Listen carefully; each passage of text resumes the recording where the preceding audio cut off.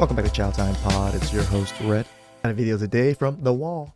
Single mother regrets her divorce when the man didn't take her back. Please like, share them below. I really appreciate that. Let's do that. Chow. It's Chow time. So he left. He fucking left. I'm just kidding. You guys are fucking freaks.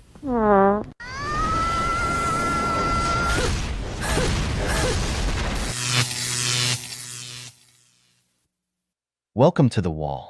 In today's video, we'll see the stories of different single mothers who don't want to take responsibility for their decisions.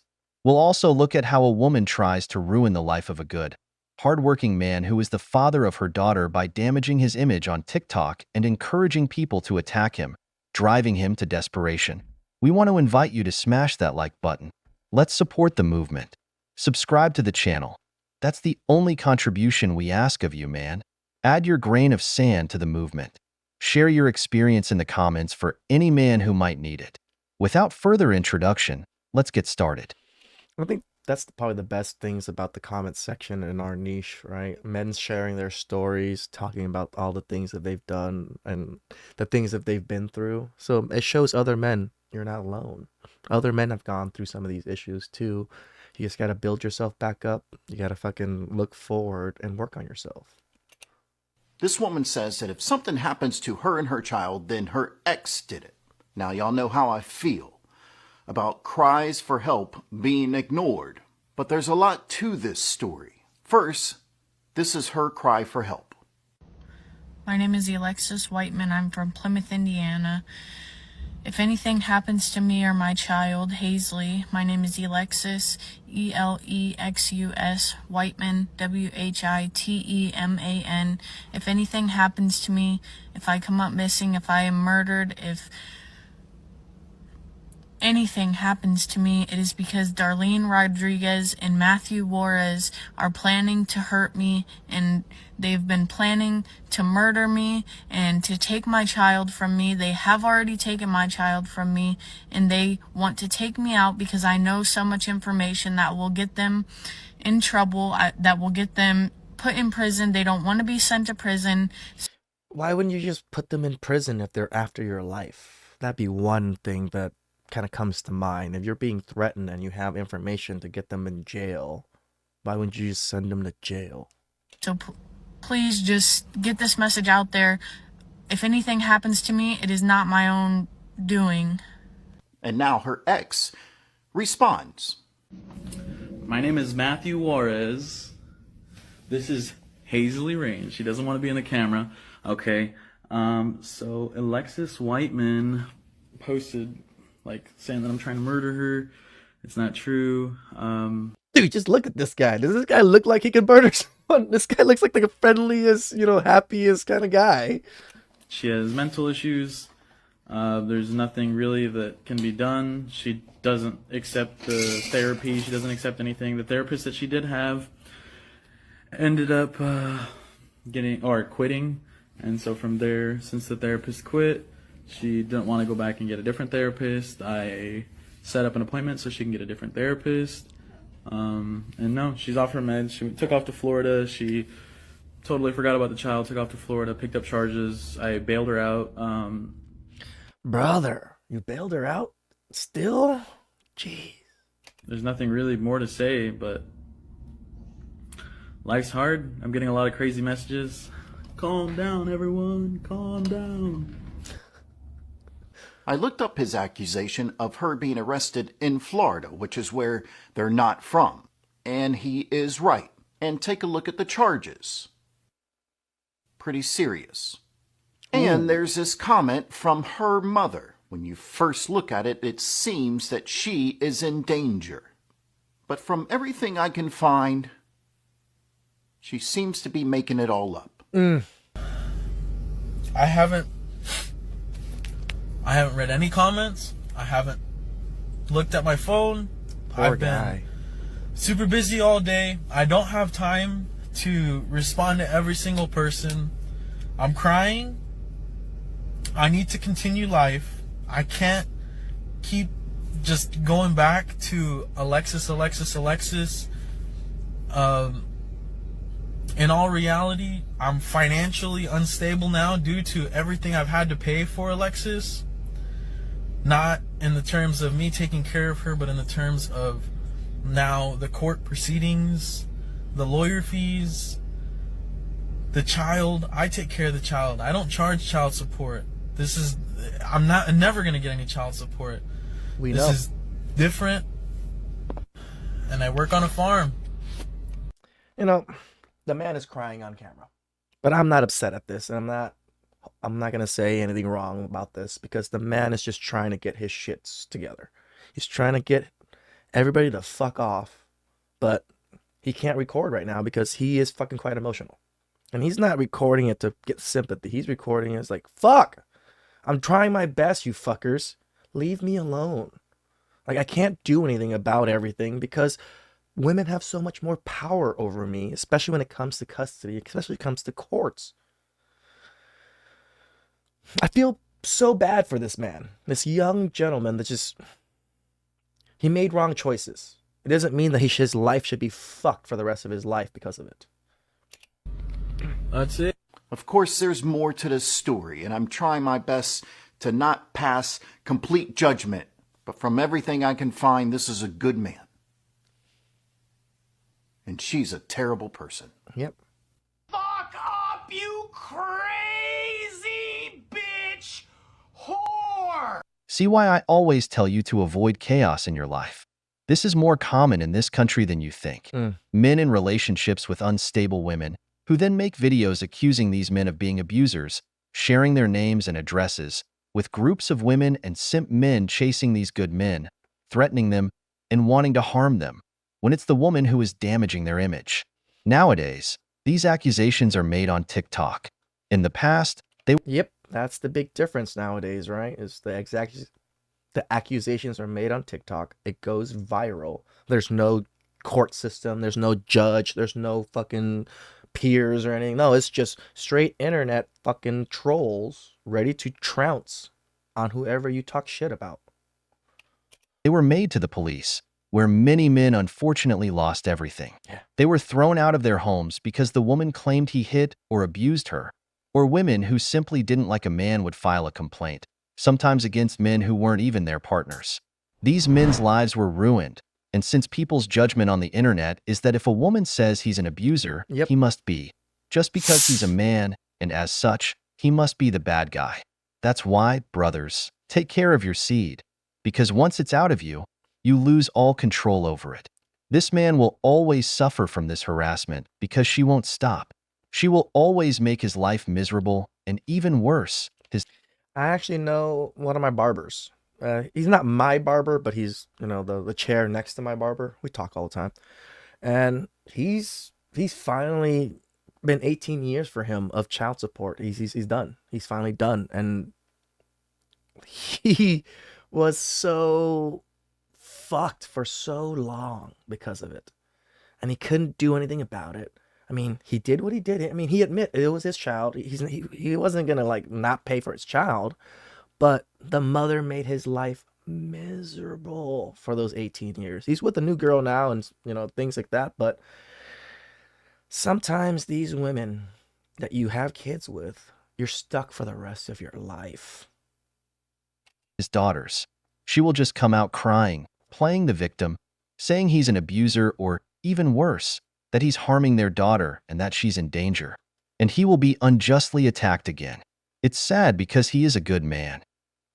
I just picked my daughter up from dance class, and her stepmom has been telling everyone that she's her biological mom. Not just like, oh yeah, I'm mom, casually just in the middle of nothing conversation of, oh, I'm the one picking her up. Her stepmom has been telling everyone that she is her biological mom. Having conversations about when she was pregnant with her. See, I don't even know about this shit. I don't know if this is true. Women make so much shit up. It might be just that she's just trying to be the best stepmother she can, but this woman might be just feels a way about it and making shit stories just to ruin that person's reputation. It could be not. It's so hard to tell on the internet with these women doing these stories nowadays, unless we get the other side. So I went into class today, and one of the other mothers came up to me and said, "You must be Delilah's stepmom." And I go, "No, I'm her mom. I gave birth to her." Weird. And she goes, "What? No. Stephanie gave birth to her." Stephanie was telling us all about the preeclampsia that she had a seizure after she was born. This woman stole my birth story that I went through. She's out here telling people that she was pregnant with Delilah, and she had preeclampsia, and she had seizures. She had to stay in the hospital with magnesium drip. Excuse me? Alright, if this is true, women are crazy.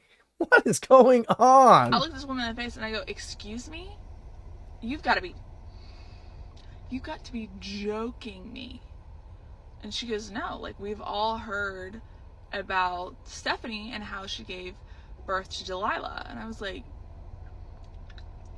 Stephanie wasn't even the picture when Delilah was born. Like, Stephanie was in high school when Delilah was born. But I can't believe that somebody would actually do that. She went on to tell people how she picked out the name Delilah. Like, talked about how this woman... See, women are the ones that fuck each other over the most. I don't know if this story's true. If it is, yeah, that's what happens. You want to be whatever you want to do, women are just going to take over your shit. This is what women love to do, don't they? Oh, you got something nice? Well, I want it. So I'm going to take your husband away. I'm going to take your kids away. And now they're my kids. Now you're fucked. Woman is like trying to be me. So this woman goes on to tell the story of how I picked out the name Delilah for our daughter. Because it was me and my husband hanging in the hammock in the backyard, swinging just on like a nice fall day, and Hey There Delilah came on the radio. And I already liked like the radio show, Delilah, the nighttime show. And so that's how I picked out the name. Stephanie had come to dance class and told all the other moms that she had picked out the name Delilah just like that. Explained the day, the whole thing. I don't know. She must have heard it from my ex-husband. But I'm fuming. Fuming. Remember, there's no being more territorial than a woman. Women are the most jealous of everything they believe belongs to them. She's upset that the stepmother claimed to be the real mother, but my question here is, how did the stepmother tell everyone at school that she was the mother? And how is it possible that you, the real mother, are not known by people? It's possible that Exactly. This is where the story doesn't make sense. the stepmother is involved in all the extracurricular activities and supporting the child more than you, the real mother. Yep. For her to be known as the mom, she must have been more present, don't you think, brothers? For a woman to take responsibility is like kryptonite. I'm not saying the stepmother is right. I also see it as a red flag that she's stealing the real mother's story. I agree. But it would embarrass me more to be the father of a child that no one knows is mine, that when I show up to one of their classes, people mistake me for a stranger. Yeah. More than anger, you should feel embarrassed that this happens to you.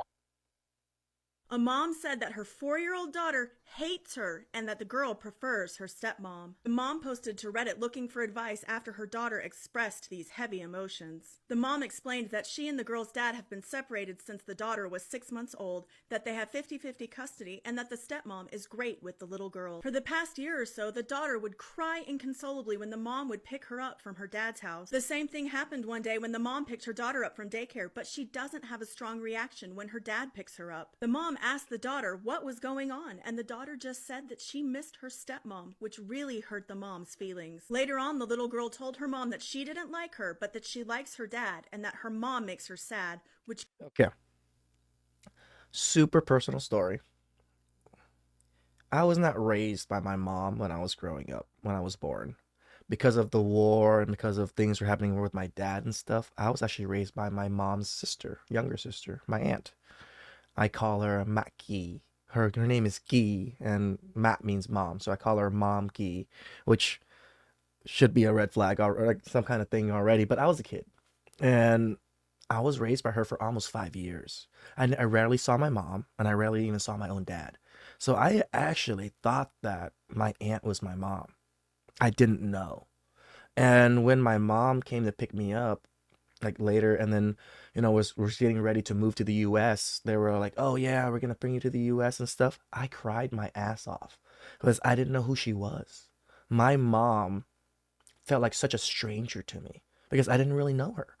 And now she's taking me to another country. Then my dad, I didn't really know my dad just because I'm not really sure what happened during that time. I just know I wasn't with my parents and there was issues. They never really told me these things.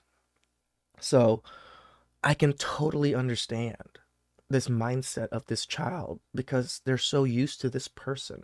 They think this person has taken care of them, has given them all of the necessities that kids need: food, shelter, loving care.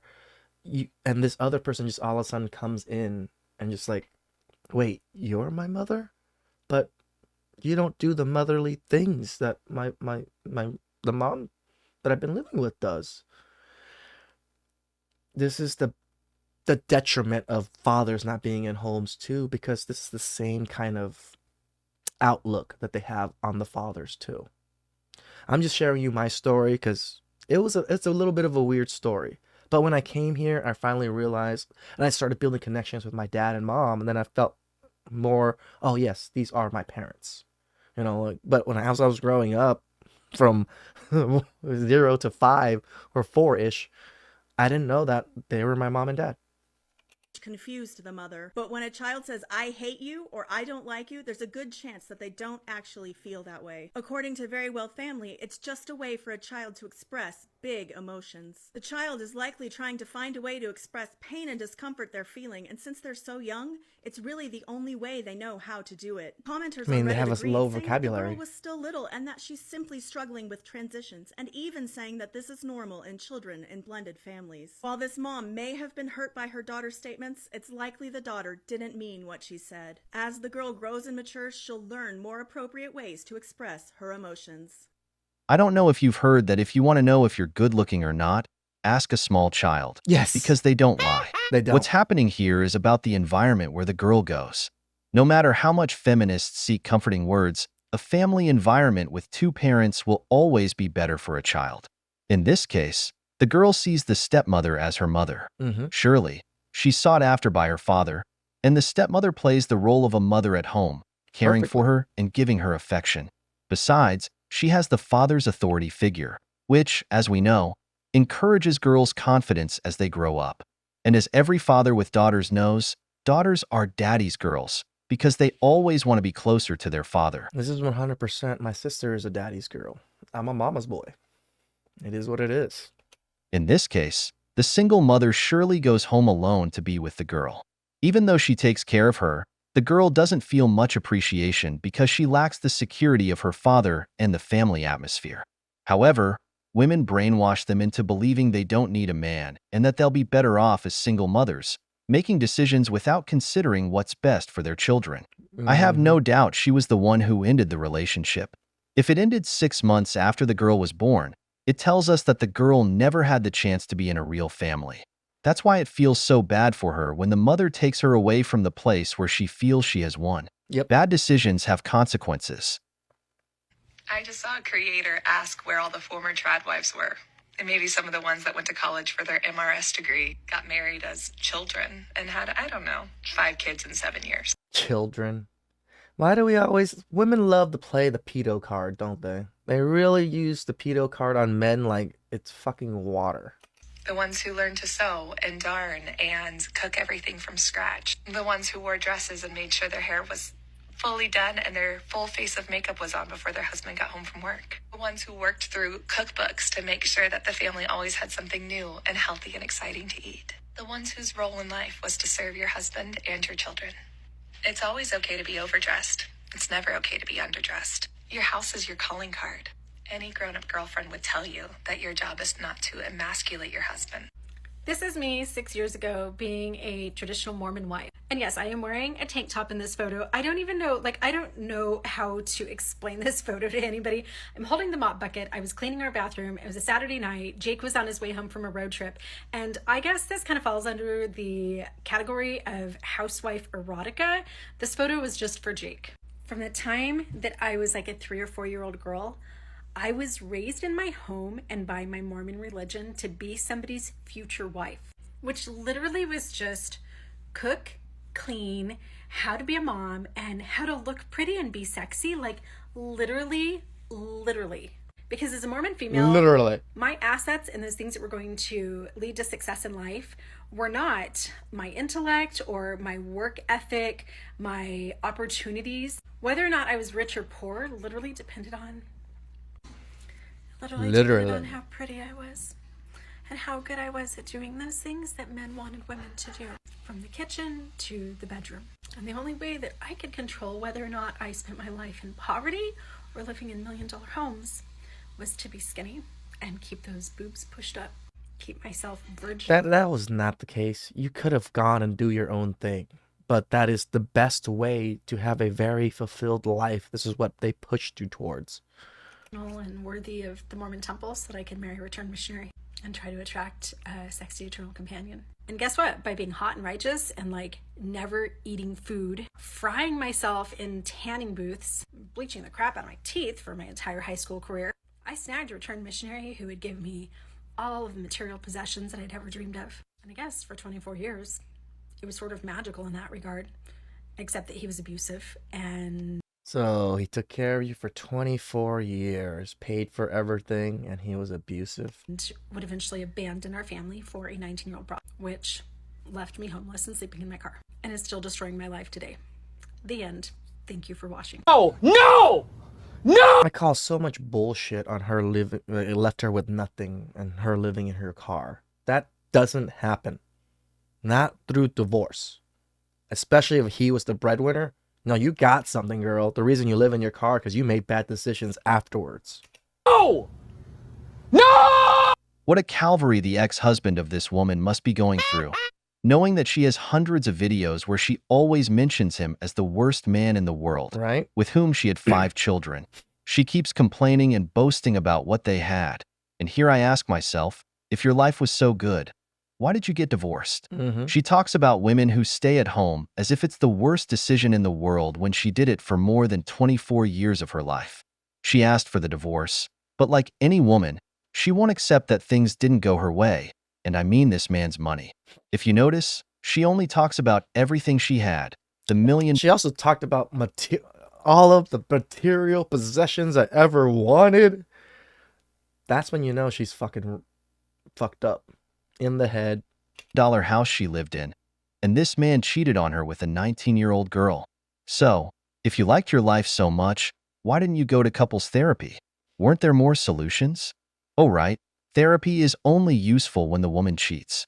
If it's the man, it doesn't work. Nope. Now she complains about Mormons and traditional wives because she made the decision to divorce, which ended up leaving her poor and on the street after she couldn't take this man's money. It's hard when karma hits you.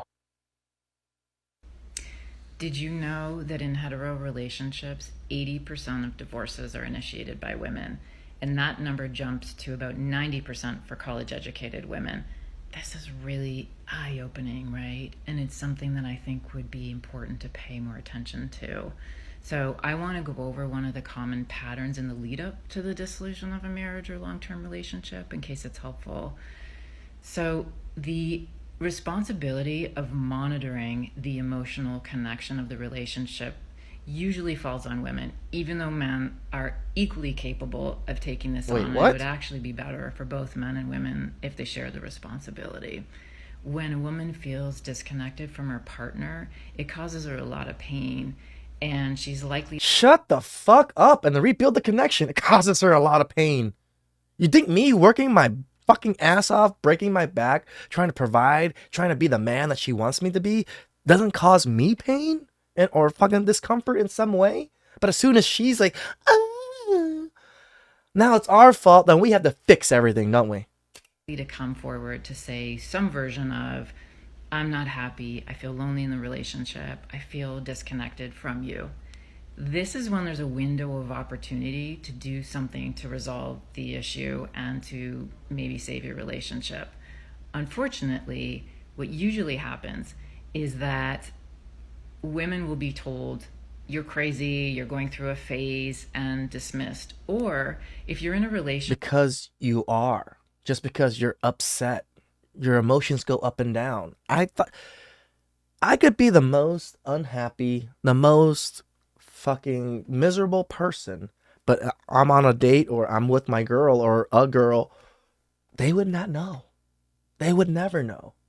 Most of the women I do date never even know about all the trials and tribulations of me doing YouTube and doing all these things, all of the fucking stress that I have. They just see me as all the time. If we are expected to do this, why can't you even control a little bit of that emotion of yours? You want emotionally, charged creatures, emotionally intelligent men. That means you know how to control your emotions. You have no intelligence in that field at all, women. relationship with a kind and loving man like I was, you may actually be met with a lot of compassion in the moment, and he may say something like, I hate hearing this. It makes me feel so sad that you feel this way. And so you think you've been heard. But if no actions follow the words to rise up and meet them with integrity, you have not been heard. And if you come So you just saying that, and he's just supposed to just be able to fix it somehow without any other communications involved? I am unhappy. I feel disconnected. What the fuck do you expect him to do to be more connected to you? It's your issue. You are missing the connection. He is not. What do you want him to do? forward, again, in a matter of months or years for some women, to revisit it and say again that you're not happy, and then still nothing is done about it. What happens for women is internally something shifts and they lose hope, and they get to a place where they feel Because like you guys are just complete idiots. You want men to mind read exactly your discomfort, even though you just say, I'm unhappy. You want him to know exactly why you're unhappy, and if he can't figure it out, it's his fault. What the fuck? like their only pathway to happiness is to leave the relationship, the marriage. Always to leave the relationship, guys. And here's the part of this pattern that really blows my mind. That when the woman summons the courage to tell her partner, I can't do this anymore, I'm so unhappy, I think I need to leave, he feels that he's been blindsided. And he describes it this way afterwards. This is genuinely how he feels. You will hear men say that they felt like a bomb went off, they felt blindsided, they felt like the rug was pulled out from under them. They had no idea. You saying that you're unhappy doesn't really communicate much to us. There's times I'm unhappy, and like, are you unhappy that you want a divorce? You are unhappy about what exactly? You just say you're unhappy. How can I fix that? That's all on you. You're your own happiness. I can't make you happy. I can only make myself happy. Yeah, that this was coming, even though she'd been really clear that she'd been unhappy in the relationship. I don't know. Men are straightforward people. Women like to drop hints instead of saying things clearly. But when a man notices something is wrong and asks, she replies, nothing's wrong. Because women like to mourn the relationship. They disconnect from the man and then prepare to leave, which is why men are always surprised by divorce. Women claim to carry the weight of the emotional connection, which is a big Bullshit. lie. In almost all marriages, it's the man who initiates intimacy plans romantic dinners, organizes trips, gives gifts to the woman, and usually takes the initiative to keep the relationship romantic. Some men never hear a word of appreciation from their woman for something they did, except for a thank you when he gives her a gift. There are men who buy a house, a car, and provide everything for a woman so she can say she stays at home. And yet, when they divorce, the woman says, "You never did anything for me." You maintain a Always. woman for 20 years with It's not that you ever did anything for me. You never did anything for me lately. children, and in the divorce, she claims she gave more to the relationship just because she took care of the house you provided. So, what emotional burden does the woman carry that even when you ask her where she wants to go for dinner, she doesn't know? No, never. They never know. We've reached the end of the video. Shout out to the wall. That was definitely delusional chow. These women have no clue that they fucked shit up. They have no clue what the fuck is going on anymore. They don't even know how to be mothers and don't even understand that somebody else is taking your motherhood away because they are better mothers than you. Please subscribe down below. I really appreciate that. And catch you guys next time.